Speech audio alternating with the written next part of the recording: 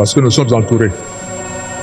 Même si le Congo nous appartient, Dieu nous a donné une mission pour l'Afrique. Frantz Fanon avait raison de dire que l'Afrique a une forme de revolver dont la gâchette se trouve au Congo justement.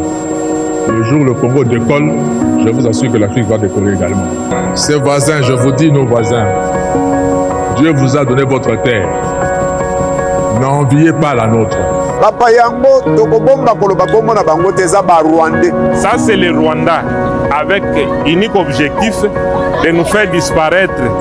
Ces pays aussi peuvent vivre de ce que Dieu va leur donner de faire, au lieu d'envier la République démocratique du Congo et avoir des stratégies pour profiter de la République démocratique du Congo. Surtout, ne prenez pas un centimètre de la République démocratique du Congo. Moi, en tant que Congolais, patriote congolais, nazo lancé un message mingi na bande konabiso bazana est. Ne jamais trahir les Congo. D'hôtel Mabatebele lokola mutumoko, sima ya président de la République, puisque makambo ebombani ya kundoli yango emonani polele. Si vous prenez, vous osez prendre une partie du Congo maintenant, nos enfants vont le récupérer les années qui viennent.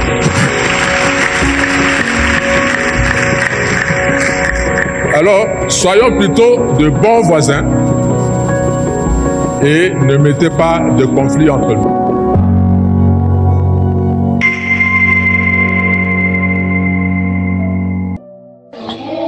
Dezi, haujue kama bazungu hapa Kigali balibafukuza watu walikuwa wanatumika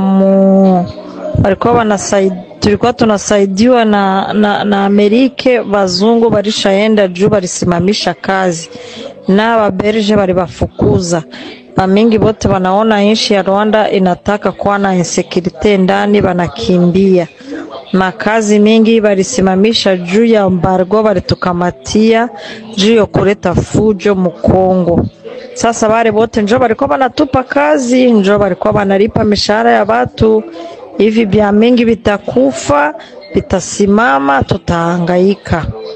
Machakula lishapanda, kupata mchere mfuko wenye ulikuwa 35,000 hivi unafika ku 42,000. Mafuta kabido ka 5 litre kiko ku 15,000. Vitu vilipanda mubaya, vilipanda kabisa. Tena msione kama hamuna amani Mkongo, na hapa hakuna juu tuko na boga, na mwenye alikuwa na franga hapendi kutoa, pote barishatia kumaposha, wapendi kutoa, wanasema kesho wajue kama litakuwa na namna gani. Ndio maana krize sasa inaendelea, mahoteli hakuna, batu wenye biko banakuya kuvizite Kigali hakuna nini. Maraba na sisi tunateseka kabisa, haiko nyipeke. Kila kitu yote Mungu ndio anajua mwanzo na mwisho, ni kuchunga tu. Tunaangalia video ya wapolitisie kama itaisha na namna gani. Vrema maisha ya Goma naonaka kila siku kumtandao, namuna hakuna banki zinatumika, namuna hakuna hakuna chakula kinatoka mu village juu ya walikuwa na vita. Shida muko naye kabisa, tunawaombea kila siku Mungu awasaidie biishe tupate maisha mzuri. Sasa wewe je, nini ufanyake kazi ya kasterite watu biko banaileta hapa Kigali kutoka Rubaya? Iko mashetere hapa Kigali banatoka Rubaya banabileta Kigali, tena baisha kwa ba mingi bakongomani kubileta, banasema wanapata faida. Napesi merci na bandeko nyoso obamesana kolanda biso na Genor TV, ba fidèle téléspectateurs, ba onyoso balanda kabiso de partout, o ba komela kabiso, ba sala pe ba commentaire mingi na ba émission na biso ezala na sens positif ou négatif, nyoso na tolanda kayango, mais auto déploraka ezande comportement ya ba ike o ba mesana ko finga ba autorité na biso moko. Moi je pense que eza mentalité malamute soko zana ozana argument contraire avancer yango contredire baninga o bazana o bazo commenter na ba émission na biso contredire bango contredire biso contredire gouvernement chef de l'état bandeko pe balandaka biso pe bamoni ke baza contre oyo lobby ba ko répliquer mais eza ba débat il faut que ça la ba débat ko s'insultaka na ba émission na biso. Moi je pense que eza pena malamu te biso toza na moment moko ya ko fingana te toza na moment ya ko bunda pona ekolo toza na moment ya ko défendre ekolo na biso Congo toza na moment wana toza na moment ya ko protéger mabele na biso parce que génération na biso ekoleka mais génération o ekoya il faut écouter quand même mboka na biso intégrité nango respecter et protéger. Je crois que tokotika pe histoire ndenge lelo totanga ba Lumumba totanga ba Kasavubu ba Mobutu totanga bandeko na nyoso c'est parce que babundelaki mboka biso pe lobi tokoleka bakotanga pe histoire na biso que na presse tozaki na mutu moko boye kombo na ye prophète de bonheur ya Congo mutabana ko bunda toujours pour na Congo koloba malamu ya mboka na biso ko défendre bankita ya mboka na biso ko défendre intégrité territoriale ya mboka na biso. En tout cas, et ça la plaisir même si quand na kozala na kopema pe na kimia parce que ma génération o ekoya et kobanda kolobela ngai de temps en temps je crois que kozala eloko malamu bino pe bato bozo bunda na biso kaka ndengere moko to lansaka bino wana ba émission tikala ka c'est-à-dire comme na bino pe zo kota na banal alors botika kofingana tout ça tozo bunda biso to pona ekolo. En tout cas tokoloba moi makambo ebele na kati ya émission yo bo banda déjà ko liker comme d'habitude bo banda ko liker déjà bo banda ko liker bo banda déjà ko partager lien ya émission yo bino bato boza abonné te bo s'abonner na Genor TV parce que tolobelaka Congo. Merci beaucoup, mais avant ça je vais vous lire un communiqué de presse. Après nous allons aborder les questions qui sont prévues dans cette émission. Honorable Zakari Bababasoué Wishia, président de la fondation Zakari Bababasoué, en sigle FOSABA, informe l'opinion centre-kassaïenne en général et celle de Kananga en particulier de l'arrivée à Kananga ce 28 mars 2025 de Madame Rachel Chulungu Dodo, présidente de l'ASBEL, Hope of Albinisme, pour une visite d'exploration. Elle tiendra une matinée de sensibilisation populaire sur l'albinisme ce lundi 31 mars 2025 à 10h au numéro 1 avenue du collège KGA 2, ville de Kananga, en collaboration avec la FOSABA, fait à Kinshasa le 20 mars 2025. Zakari Bababasoué Wishia, président de la FOSABA. Merci beaucoup. Tout ça quand même na bandeko ope bazo bunda po na province ya Kasai Central lokola ba honorable Zakari Bababasoué azobunda pour la province, biso tout ozobunda pour la Congo en général et en particulier pour la province il y a Kasai Central parce que c'est vraiment notre province, c'est notre province. Nous devons nous battre pour la province. Alors, mutu nyonso azana domaine naie, mutu nyonso azana domaine naie, oyo azobundela pour le développement il y a province wana. Madame oyo na fondation naie. Activité oyo elle n'a que salima na province mosusu na cadre ya compétition quand ndenge za la kamiso makasi mbanga net na film Zakle abundi à convaincre madame oyo kolo ASBEL Hope of Albinisme aibise ke et pas na biso to zapena bandeko na biso balbinos bazali bazana besoin aucun ne peut rendre bango visite. C'est dans ce sens que à convaincre madame Aya na Kasai Central. Donc, il y a une initiative, il y a honorable Zakari Bababasoué. Abundi, Madame Azoya, a pu quand même découvrir Kananga. Je crois que c'est la première fois et fondation naie, ils ont collaboration na FOSABA, fondation ya Zakari Bababasoué.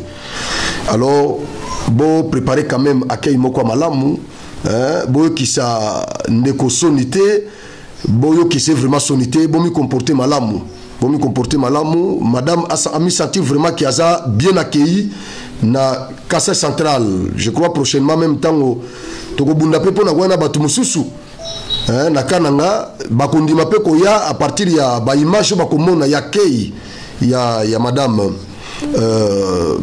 Chulungu Dodo et vous allez vraiment malamu. En tout cas, bravo na honorable Zakari Babasoe.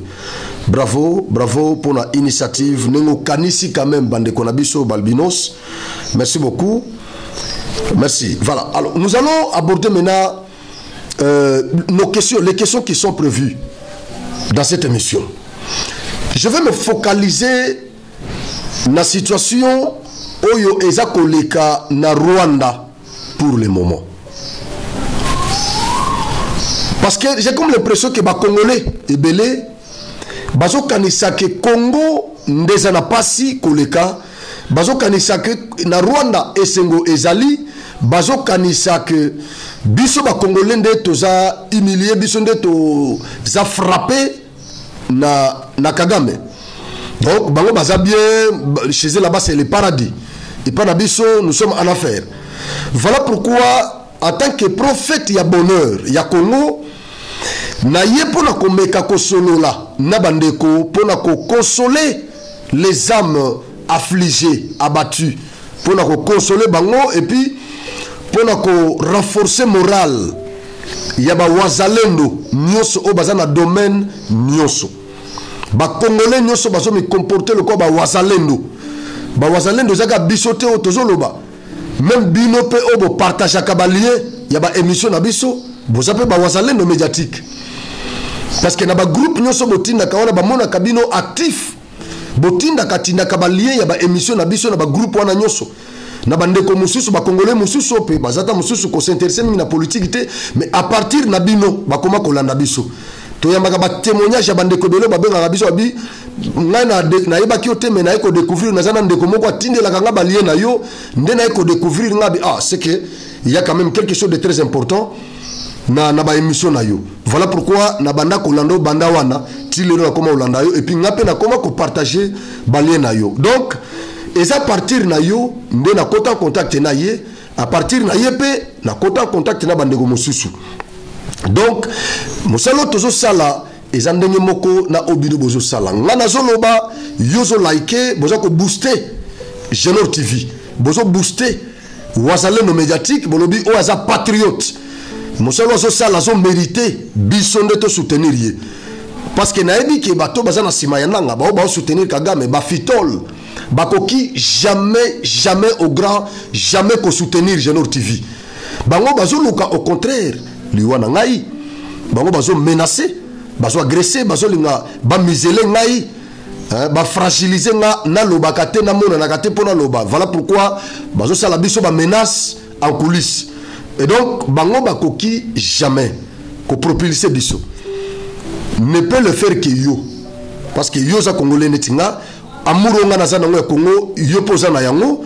Donc yo mutoko propulser ngai yo mutoko like ba émission nga yo mutoko benga bandeko ba s'abonner na Genor TV yo mutoko bunda ke Genor TV ezala na première ligne ezala vraiment la première ligne. Donc soki bazo lobela ba chaîne ya Congo o eza ko bunda pona Congo batanga pe Genor TV ne peut le faire que vous yo mutoko salango. En tout cas merci na komi focaliser na Rwanda. Situation économique ya Rwanda sikoyo eza ndenge nini est-ce que baza na paradis biso toza na affaire? Je ne crois pas. Bouti kolanda audio ya madame wana c'est une Rwandaise.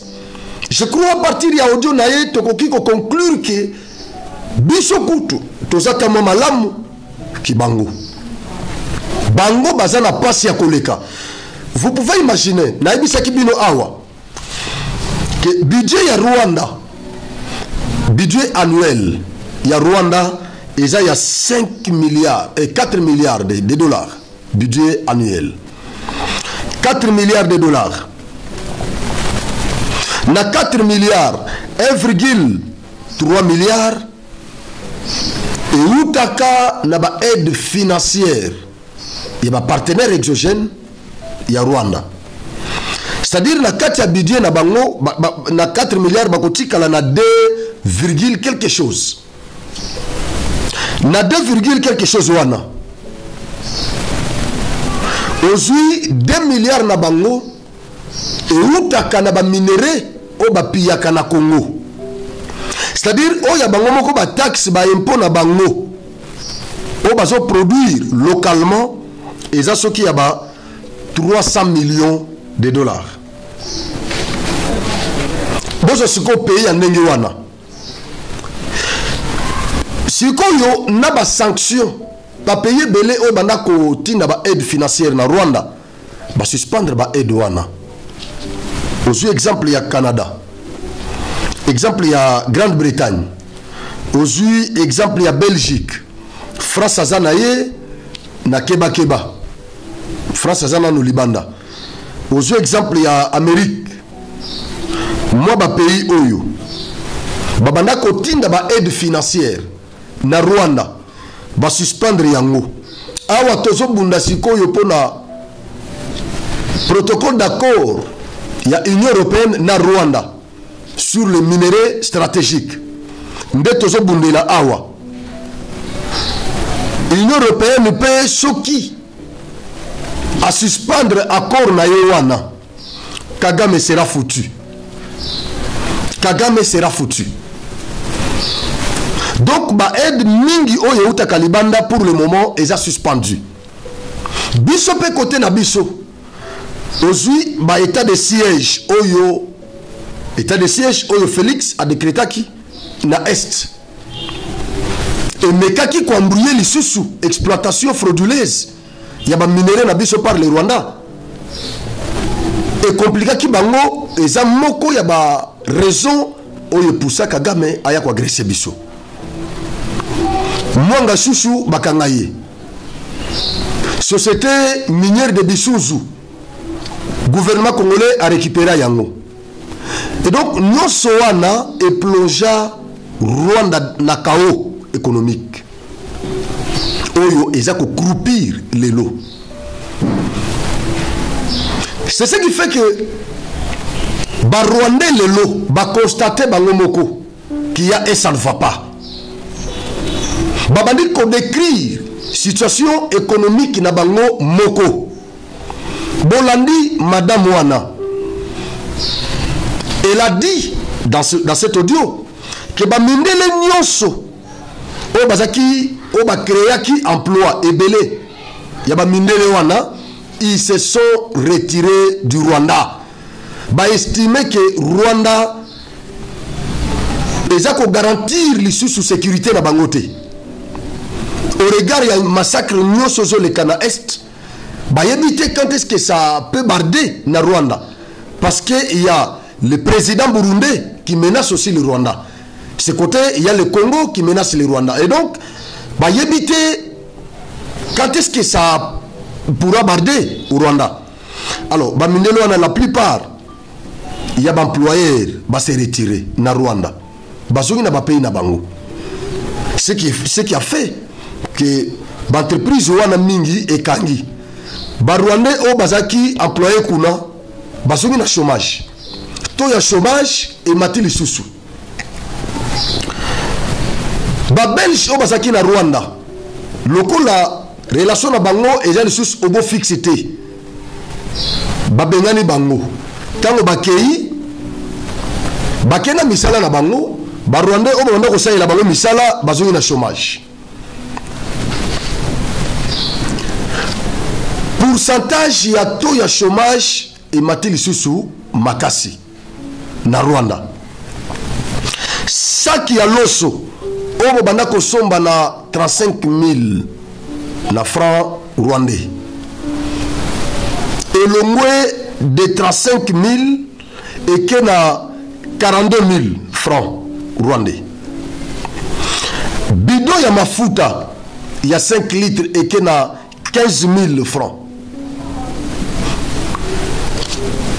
Ba touristes au banda ko visiter Rwanda. Ba kenaka susu te. ba hôtel nyonso ya Rwanda eza vide. Ba client bazomona te. Ba travailleur banda kosala na ba hôtel wana bazongi na chômage parce que ba client bazoya te na ba hôtel comme vous le savez. Kolo hôtel a kofuta bino tango ba client bazoya. Mais tango ba client bazomona na te akozwa mbongo wapi ya kofuta kabino na ba restaurant na bango bazolamba biloko bato bazolia ngote bazosala perte bakofuta ba travailleur ndenge nini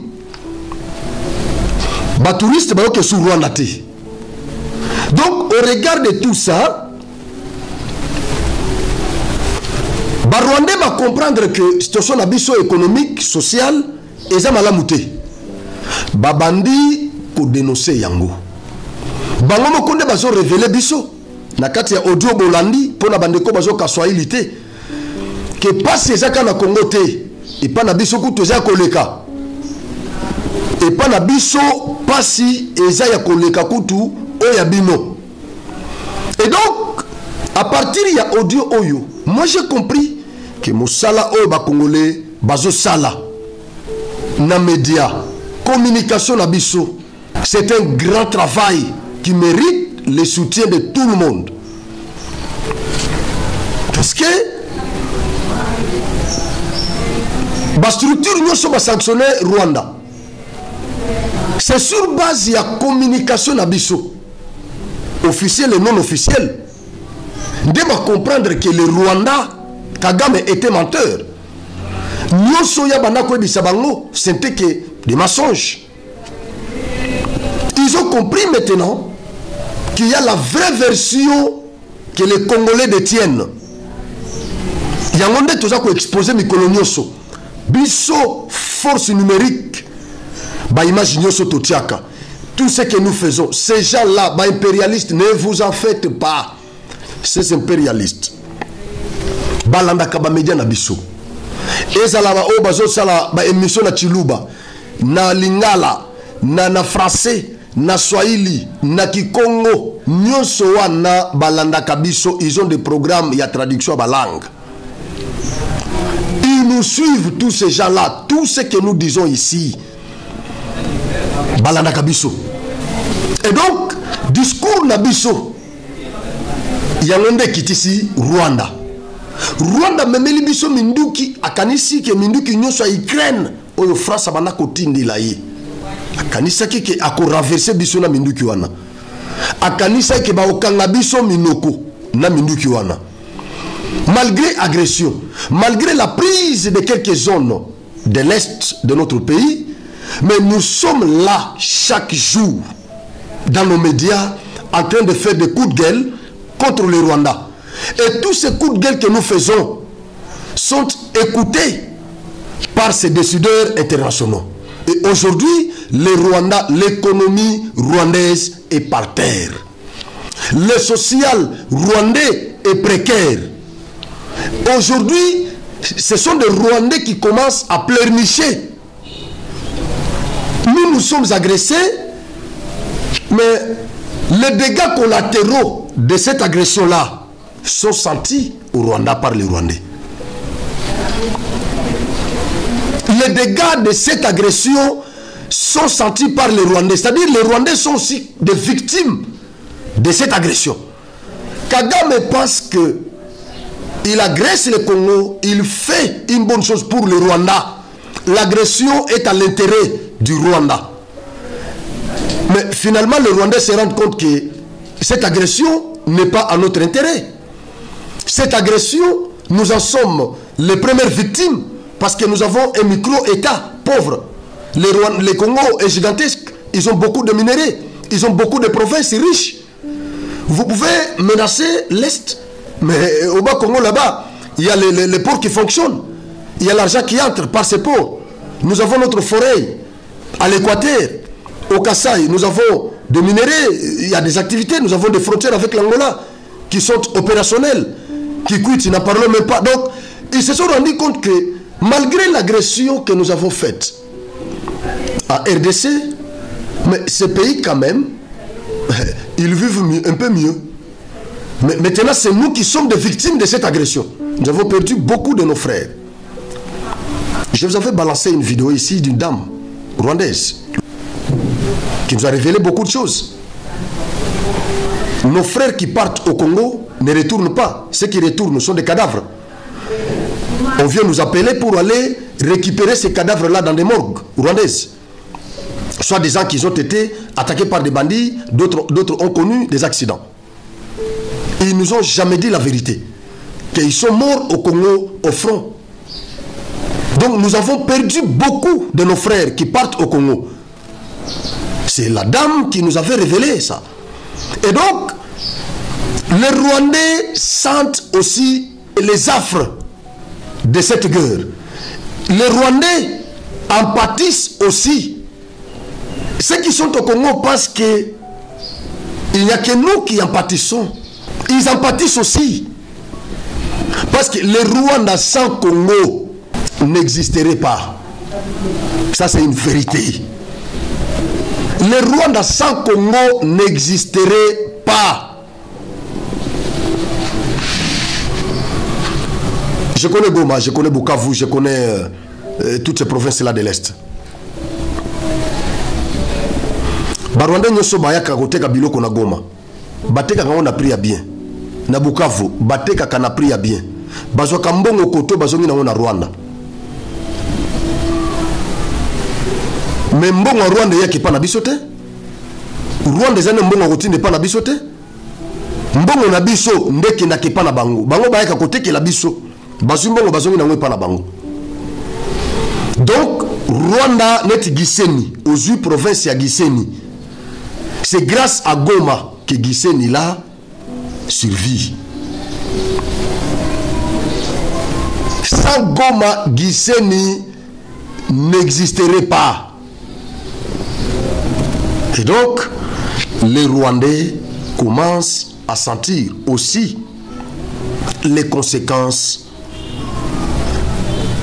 de cette guerre. Bravo quand même na pasteur Ekofo, prophète de bonheur de notre pays. Prophète Ekofo. Bolandi vidéo naïe. Je crois que vidéo na tozu yango tout au long de cette période de guerre. Vidéo wana ekobanda koleka parce que za chaîne ya ba wazalendo. Vidéo wana ekobanda koleka na introduction ya ba émission na biso ndioso période oyo. Vidéo ya pasteur Ekofo. Pasteur Ekofo ekobanda koleka na ba émission na biso. Bravo na pasteur Ekofo. Pasteur Ekofo aloba na biso à s'adressant à Français à l'époque de Joseph Kabila. Au Balandaye, Akima Pomi protégé. Il peut Akima Kakab. Il a dit quoi? Les Français, Dieu vous a donné votre terre. N'aviez pas la nôtre. Parole de pasteur Ekofo. Les voisins Rwanda. Les voisins, Dieu vous a donné votre terre, c'est le Rwanda. Alors, n'aviez pas la nôtre. Parole de pasteur Ekofo. Il dit, si vous osez prendre une portion de notre terre, sachez-le bien, que nos enfants vont la récupérer. Bravo na wazalendo Ekofo. Et si ka ozali, bravo. Jamais na Congo. Voisin, Dieu vous a donné votre terre. Alors n'aviez pas la nôtre. Et si vous osez prendre une portion de notre terre aujourd'hui, sachez-le bien, un jour, nos enfants la récupéreront. Prophète de bonheur et non de malheur. Fatia Zobunda awa pona ko conclure un partenariat stratégique avec les États-Unis. Bolanda Batunyoso Oyo baza contre partenariat stratégique wana. Baza ya obédience. Il y a M23. Il y a Liboso Oyo s'attaquer.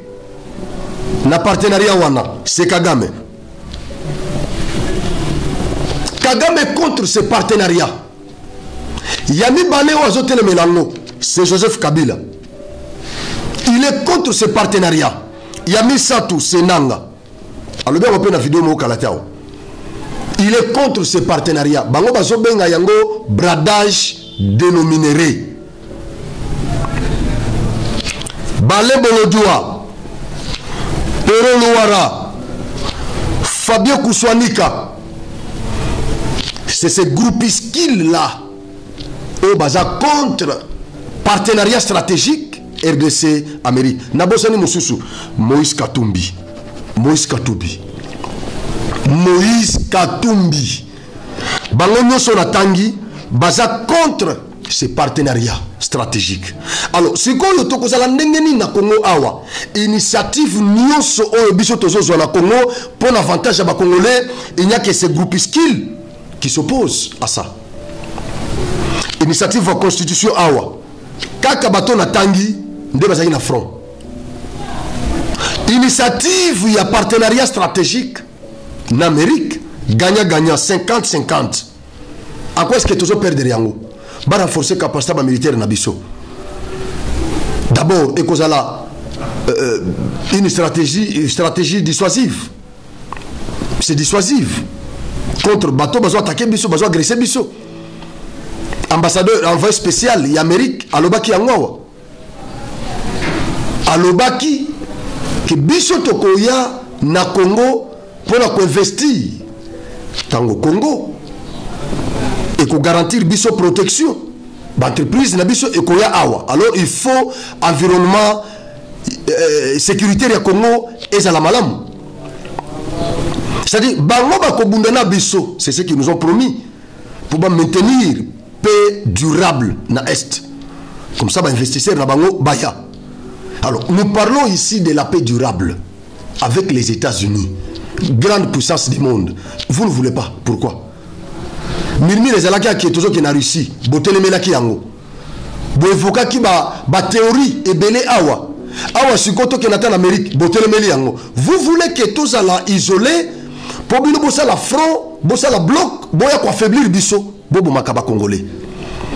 Vous avez Kabila qui vous dit ata Medvedev via Russie, ami comportera boité. Nyonso y Afrique awa. Bami comportera neto ya bisoté. C'est la honte pour ce pays. Kabila fait la honte pour ce pays. C'est une affaire congolaise.